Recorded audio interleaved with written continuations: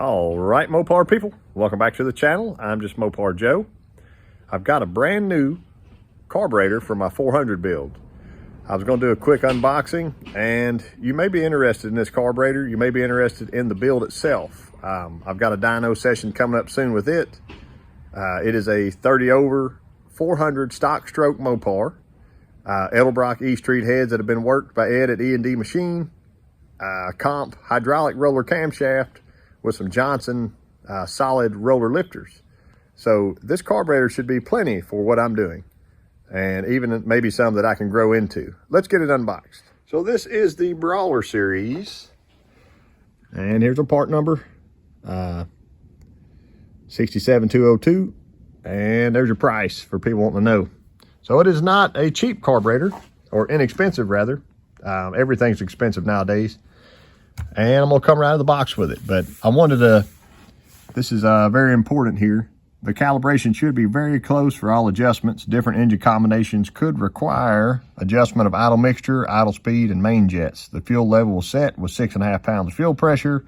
Recommended fuel pressure for this carburetor, 6.5 pounds. So getting this out of the way, let me pop it out of the box. And here we are. So a lot of the recent Holley carburetors, many people complain about the finish that's on this main body itself. You can see the numbers here. To me, it doesn't actually matter. What matters is that these are nice billet metering blocks and base plate. They put a purple finish on, from what I could tell, for the race series, just the anodizing. And get her flipped around here. Everything's nice with it. It's got down leg boosters. Flip her up on its side. Got her flipped up. The Venturi size is a 145, and the throttle bore itself is actually 1.75.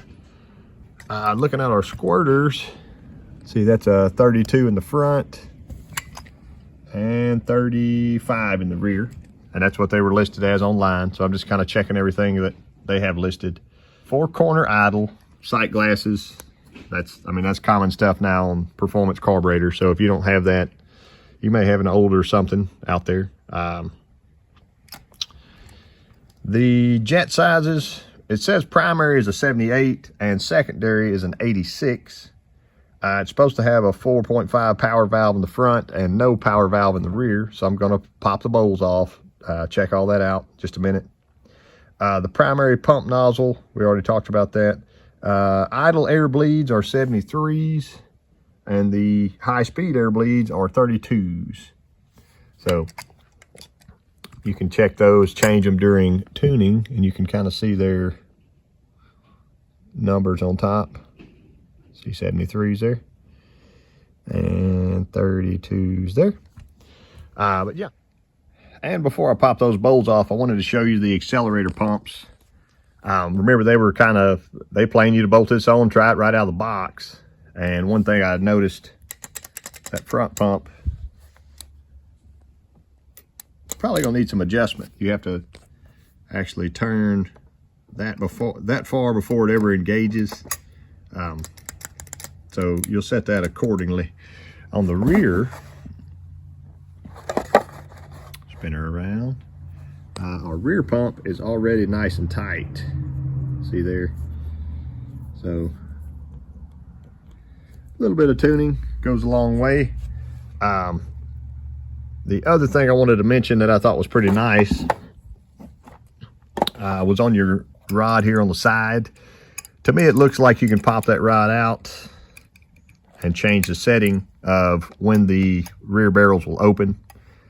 So I'm gonna see if I can make it 1-to-1. Standard setting with it on the top, and I'll watch our opening here. So we've made it to that point, and then we start to open the rear barrels. If we switch our rod to the bottom, I would assume this would be for something a little bit smaller, cubic inch, or with less stall. You can go way open. So that dude is probably 3/4 of the way open with the front barrels before it starts to touch the rear. So you can just change it up a little bit like that. If you're having some issues with See, that's probably a third of the throttle versus 2/3, something like that. And you can find it online, whatever that ratio is. I've seen 1-to-1 rods. I haven't had good luck with them yet, but I do own one for my AED carburetor. That's a 750. You can also change the cam adjustment there, it looks like, with a screw. All that's good and fun. I'm gonna put it back to the factory setting. And that's how it will be when I hit the dyno with it. Let's pop a bowl starting with the rear.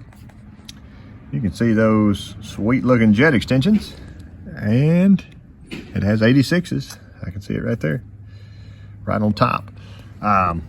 It does have the clearance float bowl in the back that's plastic. I could see that it was black plastic through the sight window, so that was nice. I have to say, it required me to take a rubber mallet to more than gently tap this to come off there. That sucker was stuck hardcore. So I will be sure and bring some extra gaskets with me to the dyno just in case that one decides to stick. And I can put a little bit of lubricant around here when it goes back on. But all that looks nice. I'm not going to pry that billet metering block off. I can see the plug through the back right there, and that's all I wanted to see. The bowl itself's nice and clean. And I'll put the rear back together and go to the front side. So for those following along at home still, this is the front bowl. I just spun her around. I wanted to show you, and hopefully this one is easier to come off there, but I don't know if it's the factory goo they put in or what that keeps them from corroding, that dried that gasket up. No idea.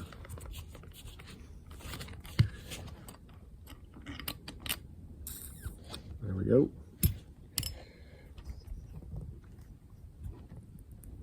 Nope.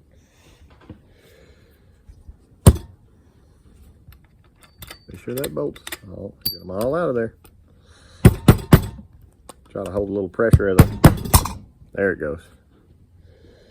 That was much easier than the back, at least. And our gasket stuck to the block itself. Everything looks nice and clean in here. Float looks good. Turn it around and show her to you. It's a little stained, but just smells like their whatever assembly goo is. I can see the needle popping up and down as I move that. So for the float, and 78.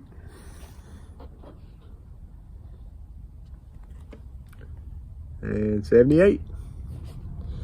Awesome. I can try to pop my block off here. I need to get a screwdriver. Well, there she is. Hopefully, if you're interested in this carburetor, you will check out my dyno video. That will be coming out soon. I've got an appointment set up for that, so that'll be exciting stuff. Also, I will be running this carburetor on my race car all season. So if you want to see it in action, be sure and like and subscribe. I got a 68 Barracuda that it does all right out there as a bracket car.